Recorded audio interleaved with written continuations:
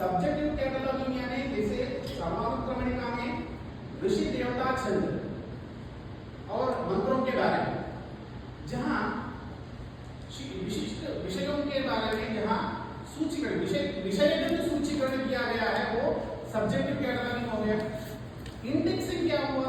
Index यानी विषयानुक्रमणिका। हम किताब बनाते समय पहले स्टार्टिंग में लिखते हैं इंडेक्सिंग यानी अमुक विषय अमुक पृष्ठ में उपलब्ध है, अमुक शब्द अथवा पीछे हम दे देंगे इंडेक्स, अमुक शब्द अमुक पृष्ठ में उपलब्ध है, तो ये हो गया इंडेक्सिंग।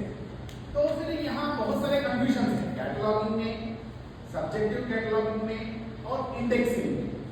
तो फिर तो यहाँ निष्कर्ष में आ गए कि ये तो बहुत बढ़िया विषय है, इसके बारे में चिंतन करना अनिवार्य। तो फिर इतना चिंतन करते करते हमने फाइनली इंट्रोडक्शन टू कैटलॉगिंग इस विषय को यहाँ कार्यशाला के रूप में अथवा चिंतन के रूप में रखा जाए तो फिर बढ़िया एक हमारे लिए बहुत बढ़िया स्रोत मिलेगा, इसके बारे में और चिंतन के लिए अवसर मिलेंगे, तो ये सोचे थे।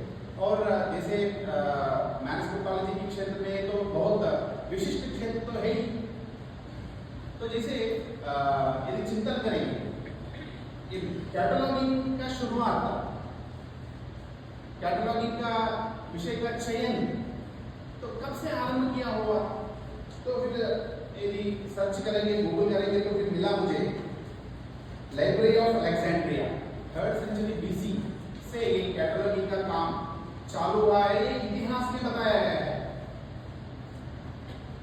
और इंडियन ट्रेडिशन में आ जाएंगे, भारतीय परंपरा में आएंगे तो जैसे सर्वानुक्रमणिका के बारे में हमने बताया, वो कात्यायन भगवान कात्यायन जी से सर्वानुक्रमणिका का आरंभ हुआ है।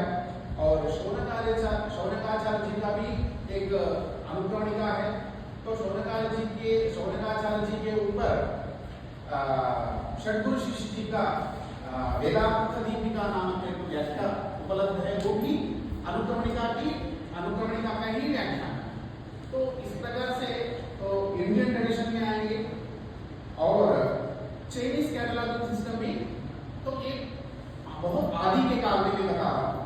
उसके बाद में तो कैटलॉगिंग क्षेत्र में बहुत सारे विकास हो गए हैं, बहुत अब उसके बारे में बहुत सारे जानकारी भी स्वामी जी बताएंगे और 5 दिन आप सीखेंगे कैसे कैटलॉगिंग करना है। तो सूचीकरण, सूची पत्र निर्माण या सूचीकरण हो या सूची पत्र निर्माण या कोई भी शब्द ले लीजिए,